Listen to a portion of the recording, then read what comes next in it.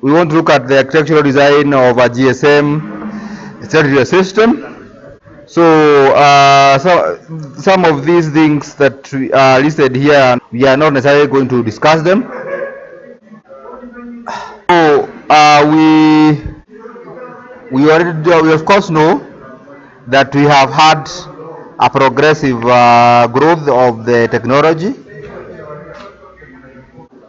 So we have had substantial growth in technology, particularly that of mobile devices. And we have had we were in the old days when we used to have pagers, then all the mobile phones that could do only voice and text. Then they advanced to PDA that could do some web, and finally nowadays we have tablets and iPads and miniature devices, so to the extent of having laptops.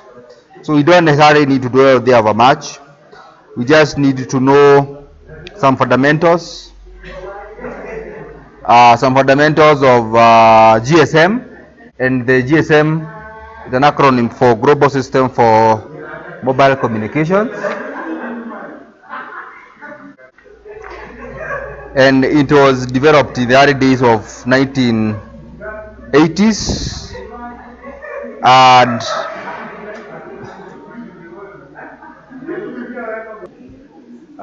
in the early 1980s we had GSM created as a standard. Then the industrial development started in around 1988, but in 1991 the first systems were deployed, and that is just as an overview. And I believe we have looked at the evolution of cellular technology or cellular systems in our first topic, so we will not dwell with the ideas of the first G, 2G, up to 4G that we are currently enjoying, and then we have the future 5G that will definitely be coming in some days to come. What we are most interested about is the GSM, or the system architecture of the GSM system, and it is broadly divided into four parts. The first part is the mobile station, then the base station substation, the network switching subsystem, and the operation and support subsystem. And sometimes you may get diverse classifications, but the most important thing is to understand the inbuilt layout. Then we talk about the overview in terms of the individual subcomponents, and we know, I believe we have met the idea of MSC, that is Mobile Services Switching Center, Home Location Register, Visitor Location Register, Equipment Identity Register, Authentication Center, base station system with the BTS and BSC, the mobile system, the mobile station itself, the OMC, and some other network elements. So having said that, these are the general subcomponents of any GSM architecture. Then we have the overview of the GSM itself, and if you look at this diagram, of course you can see that there are a number of PLMNs, and we have defined PLMN as the public cloud mobile network. This is like a general classification of many MSCs that are serving a given area, and therefore more or less in a given country you will find that we have one or two PLMN for a given mobile network provider. Databases are in such an extent that they require to be split so that the efficiency of the system may be achieved. Then we may split the system to say 2 or 3 public LAD mobile networks. So as you can see in this figure, one PLMN has a given number of MSCs. So we may say if this was representing Safaricom, these are 5, these are 5, these are 5. So ideally Safaricom might be represented by those 3. And of course, one MSC serves many BSCs, and it is the link that combines one MSC to another MSC, and therefore when I want to search a subscriber who in MSc1 was MSB, but I was in A. Then when I find out that it is not in my A, then I will make a request to MSc and get the data for that subscriber, etc. So that is the general architecture of a given GSM system for a given mobile network provider.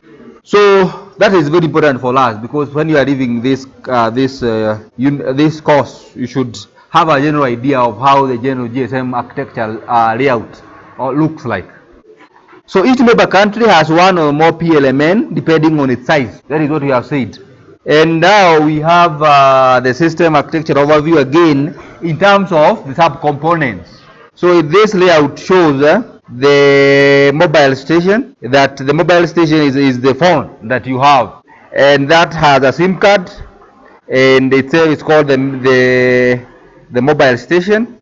Then it connects with a BTS through an air interface called UM, and the BTS connects with the BSC, or the base station controller, through another, it may be air interface, or it may be, no, ideally it is a fiber interface, that is called, that the interface itself is called ABIS. In few words, we are seeing that the three subcomponents, that is the mobile station, the BTS, and the BSC, are the ones that form what is generally referred to as the base station subsystem. We are saying that generally the three major subcomponents, that is the mobile station, the BTS, and the BSC, are the ones that form the general group of what we refer to as the base station subsystem. And of course the SIM card is put there as an entity because so that is the base station subsystem. Then we have what we refer to as the network subsystem, and this network subsystem is the one that I have drawn the blue grouping.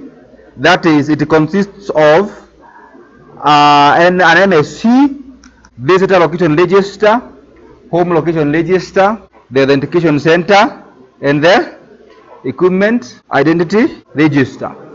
This is where the databases are stored and fetched from, and for that reason then we refer to it as the network subsystem.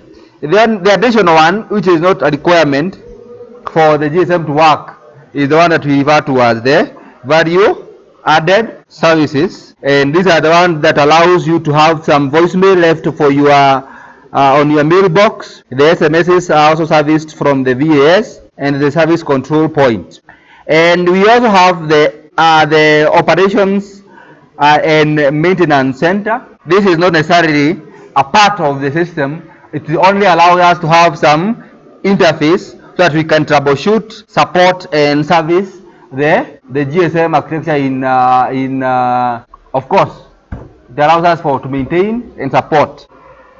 And when we need to know, to fetch some data to find out how many people have called, we do that from the OMC. We are saying that compare this system of a GSM architecture with that of a bank, and at some point you are told there are some services that you cannot get from a given branch, but when you go to a visitor's branch, then all the data is stored there, both physical and in the database. So what we are saying is that the home location register, as we are going to discuss next, has all the data that a given subscriber may have. But when you roam or when you move from one base station to another, then a portion of the relevant data subset is copied or mirrored in the visitor location register. The details are coming next, so we can just understand that diagram in brief, then we move forward. Once we understand this one, then we will be in a place to